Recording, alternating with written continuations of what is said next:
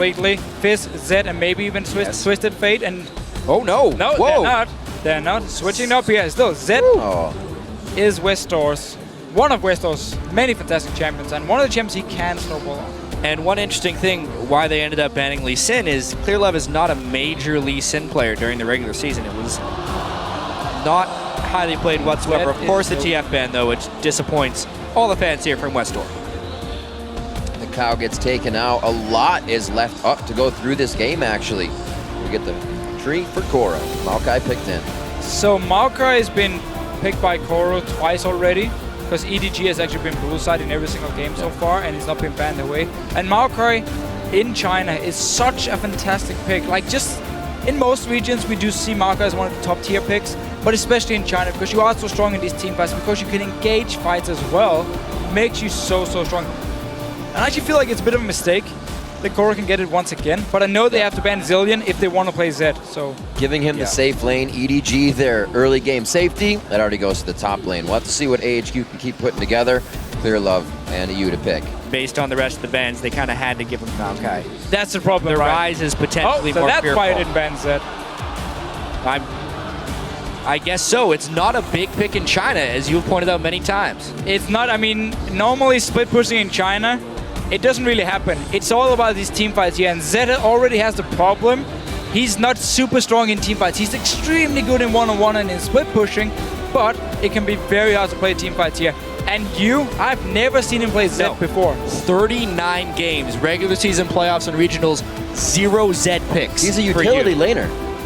Is this you telling Westor, I can beat you on Zed, even though I haven't played it entire season? He says, let's fight blades for blades. And actually, the Nidalee also getting locked in on the side of AHQ. First time through. Not a big surprise that we see the Nidalee against the Maokai. Because it's unbanned, it's something that Prides plays. Yes. As far as the Zed pick, though, Yu is known as a jack of all trades as far as mid laners go, big champion pool. And since they did burn that one ban on Lee Sin, this Zed pick is kind of like a pick as a ban, I think, more than anything else. But it will, I mean, it is a different playstyle for Edward Gaming, because they are this slow early game, get into late game, we have like full scaling comms, normally hyper carry for Name, you have, again, tanky utility top laner, and then of course we see like this Orianna mid lane for you so often, where you scale into late game and you are so strong in these team fights. This is going to be a different playstyle, because suddenly Yu is going to be a split pusher now, and of course Ringar for Clearlove and Twitch login for Name. This is full pick comp. If you're at Worlds, you're going to have to bring this stuff out. You cannot play the same thing every time. If they know EDG is going to just want to sit in lane for late game and try to win a Baron fight, then you're going to be able to get under their skin. And wow, the Blitzcrank will get locked in again. He had to do it one more time. I mean, again, it's a snowball support.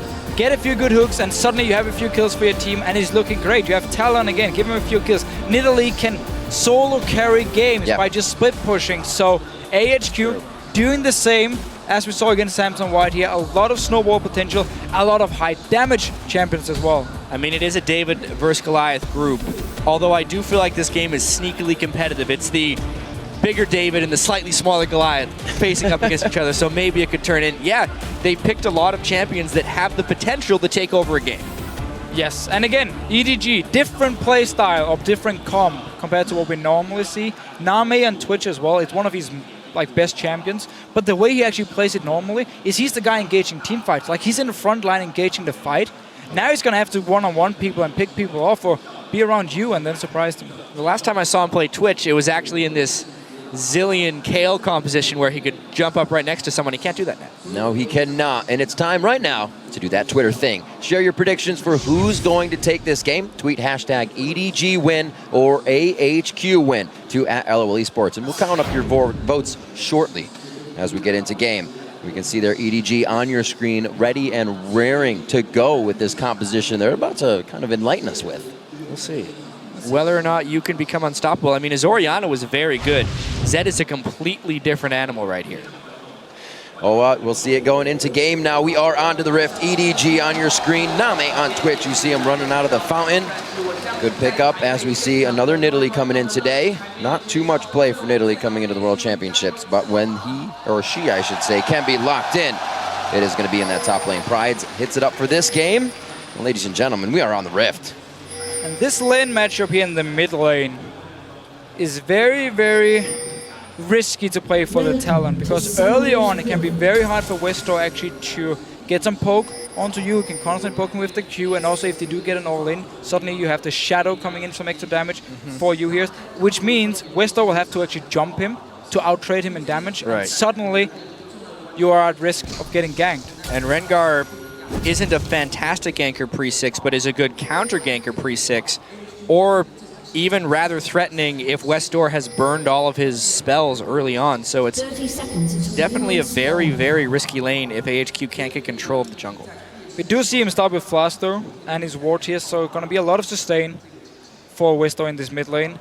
And he's going to need it in the start, because you should be able to get a small CS lead, and then once we get the ultis up here and Westor goes back, get his first item, we might see him do the same as we saw, was it Pawn do in earlier game? Yeah, Pawn was just using his ultimate on cooldown on the Talon. Right. That was against an Orianna, though, to just continually push Naru out of lane again and again. I don't think that's as easy against Zed. If you try to hop in with an ultimate on him, he's going to ult you right back. Could be a difficult situation. Well, going to love to see the fight between these two in the mid lane, hopefully with a little bit of jungle pressure as well. Speaking of that mid lane fight, there's one last thing we're going to mention here, even though it won't come into play right off the bat. Double assassins, and neither one of them are bringing a knight against each other. So it's very much an offensive lane. And Name's doing his Twitch thing. Yeah, here we seen go. this before. They don't have him hooked up with red buff this Great read time, by Westor, honestly. But yes, beautiful read. You kind of walked forward a little too soon there. Yeah, but AHQ have done their homework here, because when Name plays Twitch and there is a lane swap, AHQ started the lane swap themselves. Then he likes to go into this mid lane, he has stealth up, get a few hits on the enemy mid laner, and that could actually be enough to simply win the mid lane for you.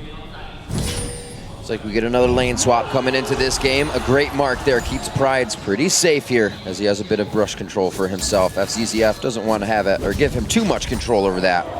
And we begin our laning phase. And Green Tea coming down here in a little bit to help out with the Prides. I still think it was a pretty good start there by AHQ. Because of the homework they did, Name was a little bit late getting to that bottom lane, and they did set up the lane swap. This allows Blitzcrank to potentially roam. Yeah, and also down this bottom lane, because Name and FCCF wasn't in the bot lane to actually freeze it up early on, it's been pushing now up towards AHQ, so Pride should be able to pick up some farm. That's exactly. really There's critical. no freeze because they went all in on the mid lane. However, because Blitzcrank has already shown in the bottom lane, Koro will be able to farm against Garnet Devil in that top lane, Maokai versus Lucian. Simply trading, then farm on the top laners. But you need the farm on Nidalee.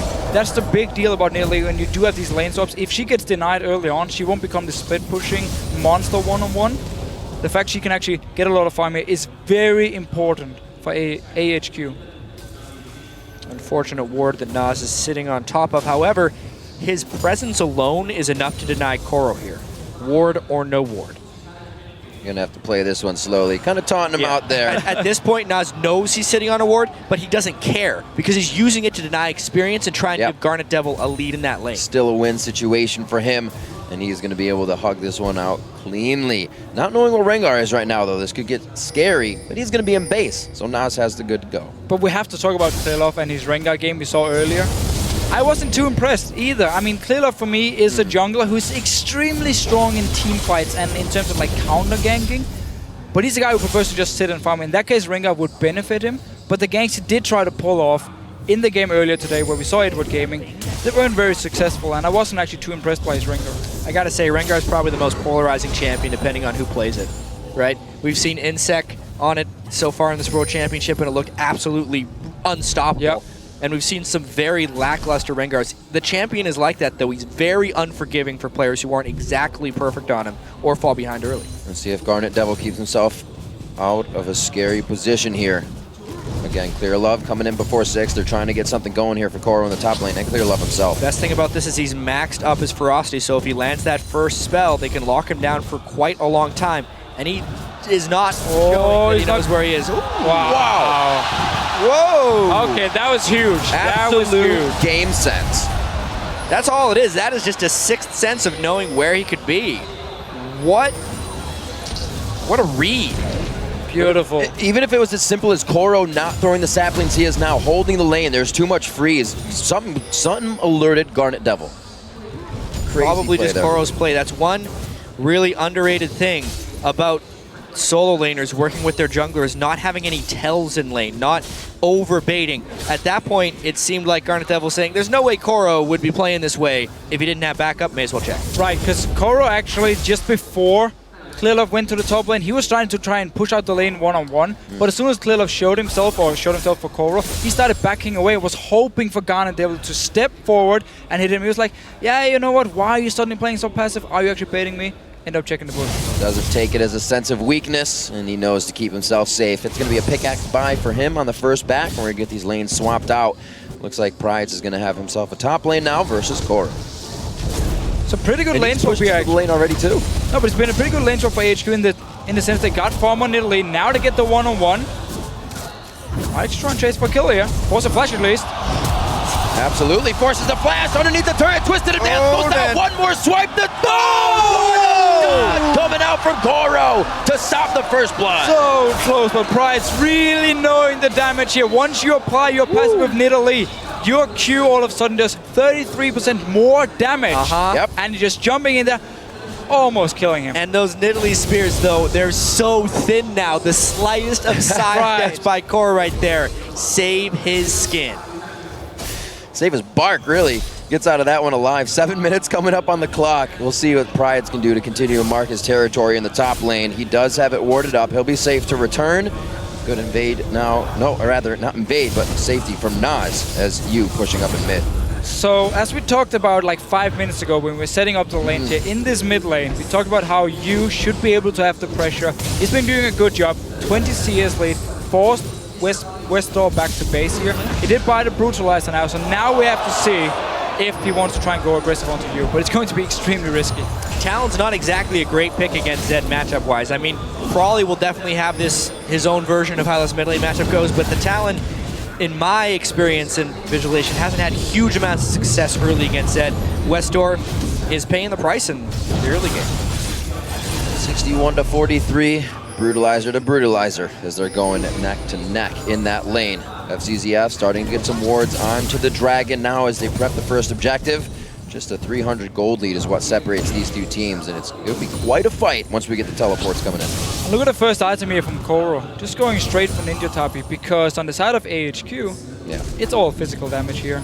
I mean, you can just stack armor all day long for EDG, and normally when we see these like full physical comps, they really fall off late game because there's going to be so much armor on the other side of the team, it becomes so hard to actually kill the target. And that Maokai will be able to stack armor like no other if we can get late game. Plus, he kind of needed the Ninja Tabi to be able to run away from Prides a little bit faster. But they have to get to that late game for it to matter. Trying to close down on Clearlove, but he realizes people are exiting lane and he needs to exit the jungle as well. Nice arcane smash on the jump in to stop the pounce. Throws a little short on the ball. And that was very important because once again he had the passive on his head, he would take more damage, completely denies it, passive wears off, and back to just standard farming. Down his bottom lane, Nama has actually been holding his own on this Twitch. Normally Twitch, I mean we did see the lane swap in the start, right? But people don't like to 2v2 with Twitch. It's very risky matchups. Blitzcrank as well, though, can show some weakness in lane, so it's kind of balancing itself out unless Green Tea lands just the right hook. He's not having too much presence in that lane. Very interesting on both sides. Oh, they have a big fix now. Big level advantage. One missed hook means that pressure is down, though, so they got to make these count. Level 6 is hit. They're both level 5. How got it? Akko right now. The silence comes in. Is it the death? Oh! The flash flay to stop the flash in coming in from AHQ. FCZF with the plays. What a close move right there. Name, again an EDG member in the early game, gets away with the sliver of how eventually AHQ is going to have to convert one of these kills or they're going to get countered. Don't know if we're going to see anything of a teleport here. No, it's no teleports coming in because the fight's actually on the teleport in the top lane. Another great arcane smash, but it was before the pounds. They start to execute, and they will take him down. First blood for Nas. But the box goes down, and and they're gonna try to put Garnet Devil in it. Actually, he is supposed to be safe from it. Green team now trying to get the hook, but he gets hooked by FCCF. The cleanup in the bot lane coming in for EDG, and Clearlove gets 2 for himself. That is exactly the gank that EDG needed. Now Clearlove gets the 2 kills on Rengar to build whatever he wants. Plus, because of the double kill, they can take the dragon afterwards. EDG has survived the early game and made it to the team fight phase that they know and love with that play. We say a lot that EDG likes to wait. They can wait, but they're not afraid to make plays if they have a chance to. No, definitely not. And Clearlove here, with the gang down in bottom lane, because Nami was already taken so low from the fight beforehand, he knew that AHQ was going to stay at the tower and keep the pressure going. Walks in, gets the lane, Westar is dead. That's gonna hurt. No. Where's the Q? There's no pop. He got him. Whoa, yep. And he pulls the R, the ultimate shadow back for safety. Remember that Westar picked his Talon into Zed. He was already locked in by you, and he knew he was going to have a hard time early game. But now also end up giving a kill. Dragon as well for EDG. You have 2 kills on your Rengar. This split pushing machine you will become is going to be extremely scary, especially because Rengar can always join in and suddenly it's 2v1. Straight up solo cannot happen though in this game, especially with Westar trying to carry AHQ out of this one. I have to go back to that bottom lane though, and one of the reasons Clearlove's gank was so effective. Nope. It's because when they went in, those flashes being burned preemptively were just so critical. It was just a perfect setup for a Clearlove gank. And that's why we said AHQ needs to be able to close out those kills or they're going to start getting countered. Ooh. Could have a big play here on Garnet. They actually pull an FCZF. He's going to take a few turret shots. No flash available because he gets silenced on that one. Garnet Devil a little too far out, and somehow they've changed it in their favor for EDG once again. So it was actually a very good thing for FCCF to be hooked here because he didn't have to use the flash. He got behind Garnet Devil all of a sudden. There was no flash on him. He could just flame, land the hook, and get the kill here. So EDG really showing up in this early game, and once again, because they are playing a bit of a different comp, we should expect them to be more aggressive in the early game. And I talked about Clearlove's Rengar before. He's looking pretty good so far. Hey, he had a little bit rough in the very early game, but because his first ultimate was so well executed, sometimes that's what makes or breaks a Rengar. The first ultimate they use at level 6. We were talking about the Rengar builds a little bit earlier. He does start to stack up that flare. He's not going to just sit on the Madrids for now. A lot of pressure towards this top lane. Nas throws down the ulti. He's going to get Clearlove. Clearlove's got full stacks. Uses the ferocity. It looks like they're going to be going in. That's the death mark going down, and Nas hits the floor. Prides over the wall with twisted advance. An unfortunate event, and he goes down as well. From bad to worse is one of the biggest things we see right there. Clearlove looked like he got a little bit caught out, but EDG, as they always seem to do when we watch their games, collapse faster than the other team and turn every skirmish into a team fight. It is quite crazy, especially when they start getting ahead this far. You look at Nami to be the AD carry for the team. Hasn't have to be an AD carry or carry for the team. Everybody else is doing a great job right now. Clearlove coming up huge. We haven't even seen you start the split push yet if he wanted to. And it looks like EDG returns back to lane on both sides. Westar picking up blue buff here. Pink wards on the side of AHQ. Let's see where they start putting them. And look at the items here for Garnet Devil. Because he knows there's going to be so much action early on, seeing as EDG already has the lead and can just keep pressuring it, he actually decides to get a crit cloak, even though you normally want to have a BF sword and a pickaxe.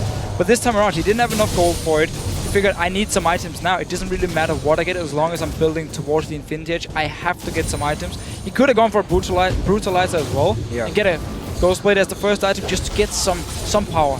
I'm a little surprised you didn't actually just go for more longswords. The critical cloak is going to need a lot of luck to try and pay off.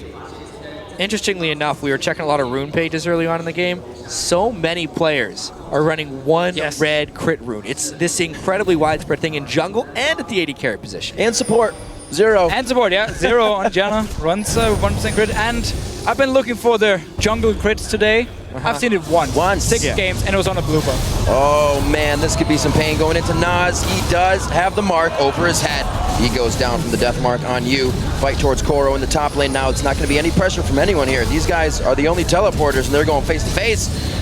Looks like it's going to be an extended one with the heals. He needs the lantern.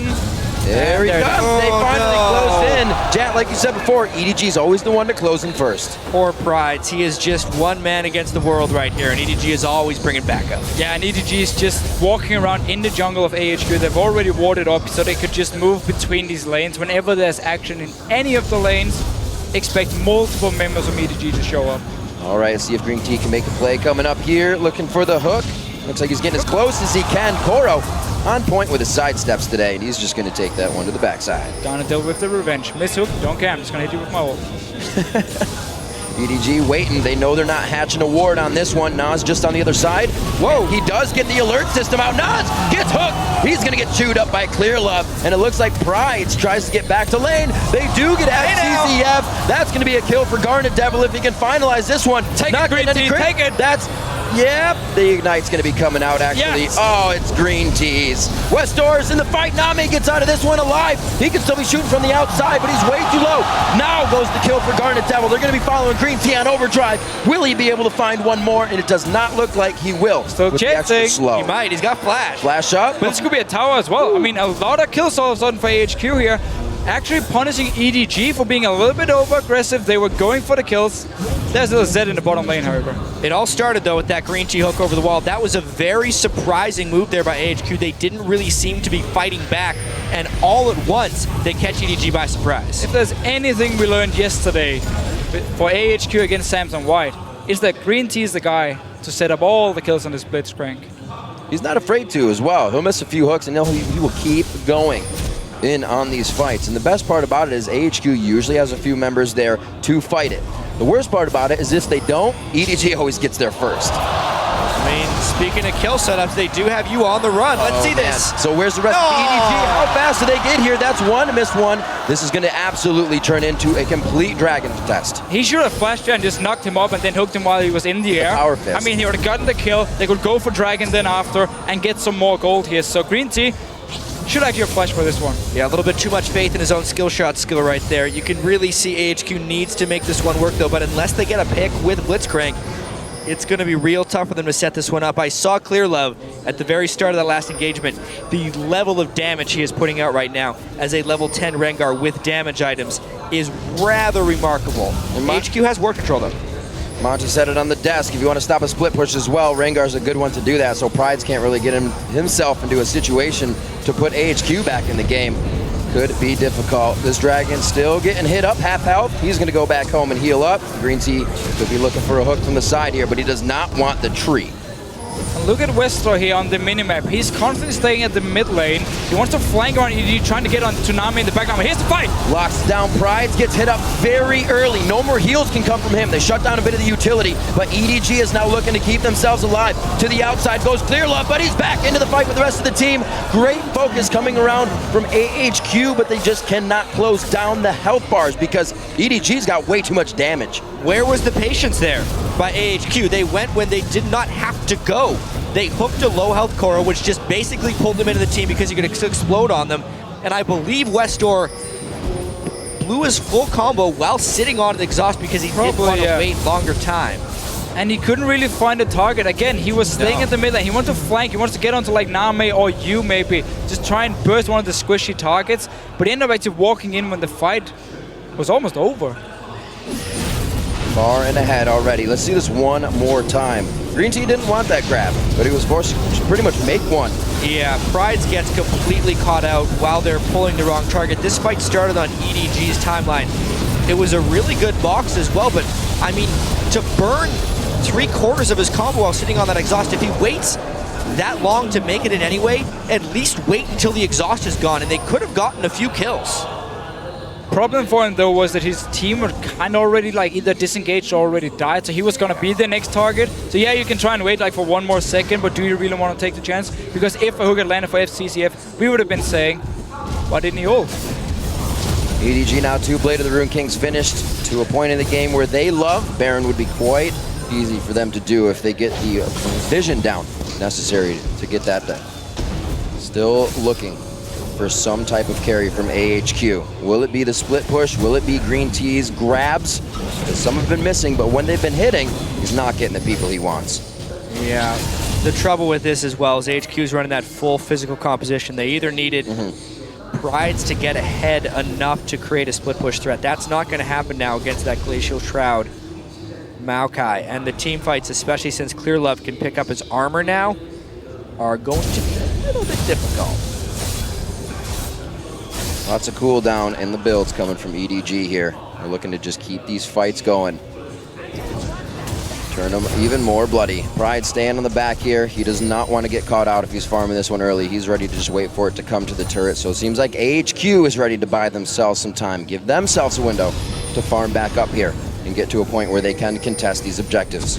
And EDG at the moment just needs to make sure you has a one-on-one in the bottom lane, and he can win it and then take a tower. So that's why you see 4 members from EDG moving to this top lane here, forcing AHQ as well to be there to defend. And then it's all about Westor against you down this bottom side. Westor's talent has been very underwhelming, I would have to say. And at this point, they're so far behind, especially his talent. He is an all-in champion right now. I don't see how he's going to find an effective use in this match, especially now that FCZF's exhaust is almost back off cooldown again. I mean, he used it so perfectly last fight. Face of the mountain as well for him, so you have the shield, you even have the lantern shield, and as you just mentioned, the exhaust. And wow, right in onto Westor. He does not have a chance to breathe on that one. FCZF looking to continue. Pride's on to EDG. And it looks like Yu is going to stay alive on that one. Prides gets himself in out of the fight as Yu back to the team with a dark passage. And they somehow, how do they continue these fights? Beautifully done. Left and right, it's just AHQ trying to find a way out of these fights. 4 for 1. You could really see EDG as just taking control of this game now. Every fight they find is a better one. They're the ones picking the fights against the team that needs to get picks. AHQ is just getting completely obliterated. Everything they focus just disappears in front of their eyes and then reappears as the engage happens from EDG. It's looked perfect so far coming from them. 304 unstoppable now coming out on Zed. He's doing quite well for himself. Again, he had a good matchup in the mid lane. He managed to win it. Even killed Westor one-on-one actually in the lane. Right. Getting a top tower now. Got a bot tower earlier as well. I mean, the split pushing and starting. And as long as the rest of EDG can make sure they have control of the rest of the map. Let's just see it again. Crazy. Yeah, flash jump there from Koro, just setting up an easy kill for you. He actually took a fair bit of damage coming in there. And then Green Tea is the one who gets hooked to a retreating Koro who just ends up helping out with the initiation. At that point, EDG is just piling on, everyone collapsing and making a team fight. Although, that's a pick. Very nicely done. Something to make too late. So yeah, and again, it's also too early in the game to actually go for Baron here, even though you did manage to get a kill, and also it was just onto the support. So EDG managed to get a kill, but can't really do anything with it, other than place a few wards. This is going to be tough if AHQ gets pushed back to their base. Oh my gosh, not even in the base right now, and it's going to be EDG that finds a pick for themselves. AHQ cannot let these things happen. That is a ridiculously fed Rengar, I think is what we saw right there. He basically soloed the solo laner right there in Westor from stealth. Look out. A little bit out of hand on that one. As I was just saying, it's going to be tough for AHQ once they get pushed back to the turrets. Their wave clear is not immaculate, or not too great, I should say. And they're going to be pushed in quite hard. The Static Shiv trying to be built up by Garnet Devil to supplement that just a little bit. And again, right now, if EDG wants to, they can just split up in all the lanes. Send you in one lane. You have Koro as well. Like, put Koro in the bottom lane so you do have the Baron pressure where he can teleport up and join in. Have you push the top lane, and then you put Nami in the mid lane. He push out the wave, and then him and Clearlove together can just go to either top lane or the bottom lane and just find a pick. I mean, you can dive people, you can find them in the jungle because you have all the wards placed. There are so many possible picks for EDG here. You got a lot of options when you got a 10,000 gold team. And it works out, especially when you're so far ahead. If Clearlove doesn't get the engage he wants, he just finds a dark passage from FCZF. They're out, and they try it again. So I'm just going to think about the group as a whole right now, because everyone expects Samsung White and EDG to make it out of this group. AHQ needs to pull off an upset to be able to come back out of this one. They're going to be sitting at 1-2. Based on what happened against Dark Passage, they're probably going to beat them again. Right. The thing that AHQ needs to be asking themselves during this game is, where are the windows for us to beat EDG the next time they play? Because that's all they need if they want to be able to come out of this group. Slow pushes into that bottom lane now. Trying to get this down so EDG can get themselves a nice Baron attack. Oh my gosh, on to Westdoor.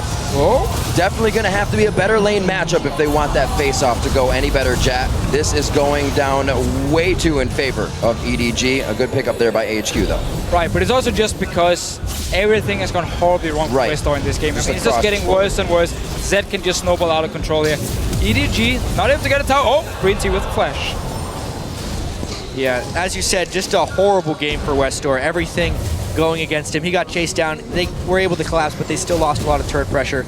To get back to their windows of opportunity, though, they still have some individual playmaking, but you can see they might actually be pushing a little bit too hard and going a little bit too far in that sense. I think you need a playmaker.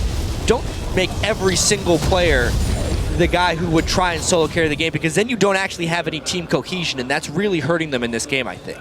And it's really been a problem if we look at like picks and bans, how every single team going into the games against AHQ can say at least 2 of our bans will go to Westdoor. And then if you pick the third, like assassin out of Zed, TF, and obviously Fizz, I don't know if we should call TF so much of an assassin, but still, one of his like main picks where he can actually carry games, it becomes impossible because the rest of the members on AHQ, they don't pull any bans, at the moment at least. Right. So there's too much focus on Westdoor, meaning he has to pick something like a Talon and just try and carry the game. And was he trying to replicate today, right? He's only really played Talon once in the 23 games of their season, so to come out and say, maybe we can just keep that pressure on using my ultimate every minute, did not really work out for him. So they're definitely reaching and grabbing for a few of those things, like you said, that they're looking for. Oh, here we go, another Rengar. He showed that pink ward. It's done for. I actually do have to point out, though, again, because they played so many games during the regular season, and he just never played the Zed.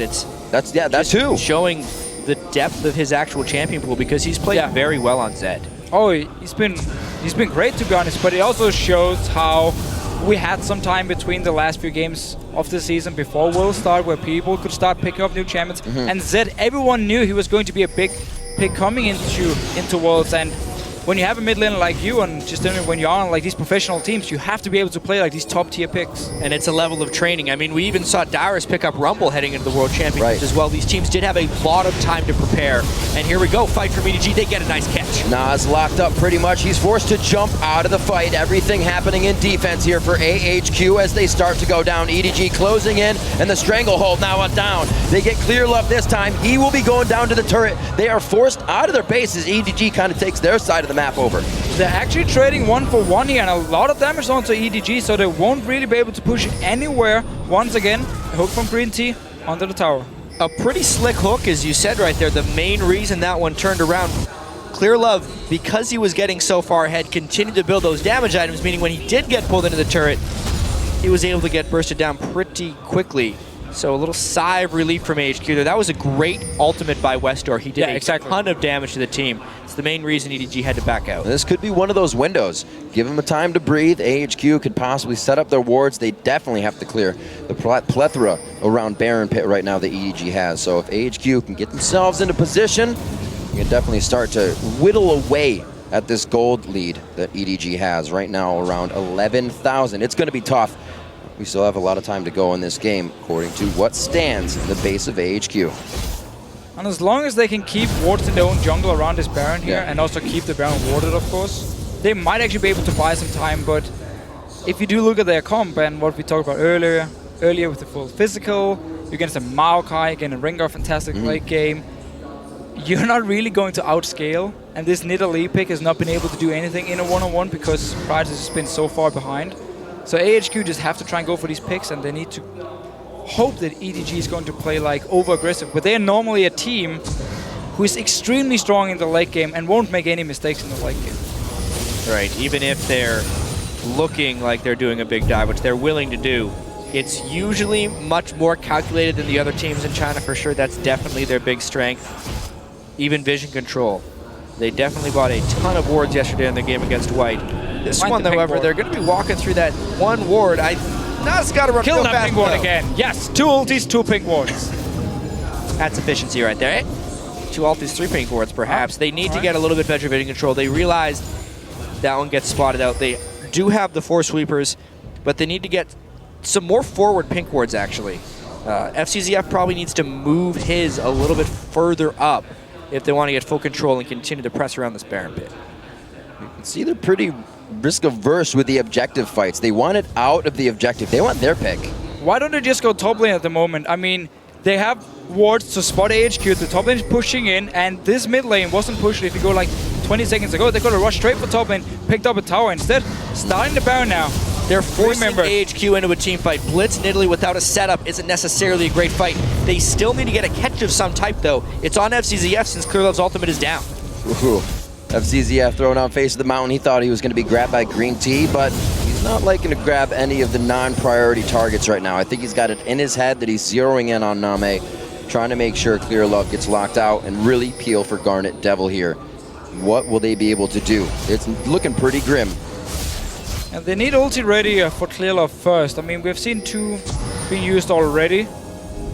Only managed to get some pink wards, couldn't actually get onto anyone else from AHQ. And because there's no cooldown reduction for Clearlove, it does take a while for him to get ulti ready. Now it's up and they're going for it. The teleport coming in from Koro, and he gets right onto Garnet Devil. That's going to be a lockdown from you, and they just surprise AHQ by showing up behind him and starting the party. Just a devastating fight. Home guard teleports. That's one way of getting in behind the team. They had the war control. HQ was trying to control the Baron, and they got wrecked.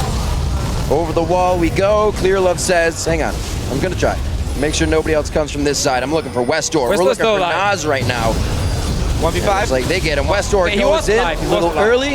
Yeah. Nas on the other side. Is he going to try to do much? And it looks like he's just going to hang out on the red buff for now. No vision to see. Again, you have Exhaust here. You have the Lantern Shield as well. You have Face of the Mountain. It is so hard for Westor to actually find a target.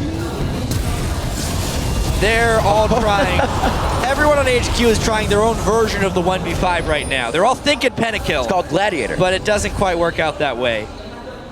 Go in and see if you can come out alive. That's so just far, desperation not working. speaking. Absolutely. Total desperation. Trying to do what they can. The timer's still relatively low, but it's really not something that's in their favor. They're still dead. It's still EDG picking things up, and they are starting to run amok on the map. Let's see this one more time. Whoop. It was that fast. That was the forest. Anyway, here's the fight. And it's just a beautiful setup with the teleport in behind them. And as soon as you lock down just one target, the rest of EDG can follow up and get all the kills. First pick Maokai. Definitely paying off for them right here. It is such a good pick for EDG. They love to team fight. You get hard engaged. And Koro is playing it really well here. So I feel like, again, going into the later stages of the group stage now, I mean, probably have to consider banning it. And that's something that we came up with when we were watching Koro, when we did our research, is that great comms and his synergy in team fights is ridiculous. He said, guys, I'm coming in and I'm going to be right behind them. I love the synergy in EDG's item builds right now as well. Triple Randwin's Omen against the full physical team. Also triple Ghost Blade because they want to take down those targets. I love you so much, Green Tea. Oh my god. Yet another one. I mean, that was beautiful. It was a really nice hook, knowing where they're going to be coming for the setup. The boom boom blitzcrank, getting in the good shots when they count, but man, is it too little, too late. EDG is looking to pressure this bottom turret now with Baron on hand.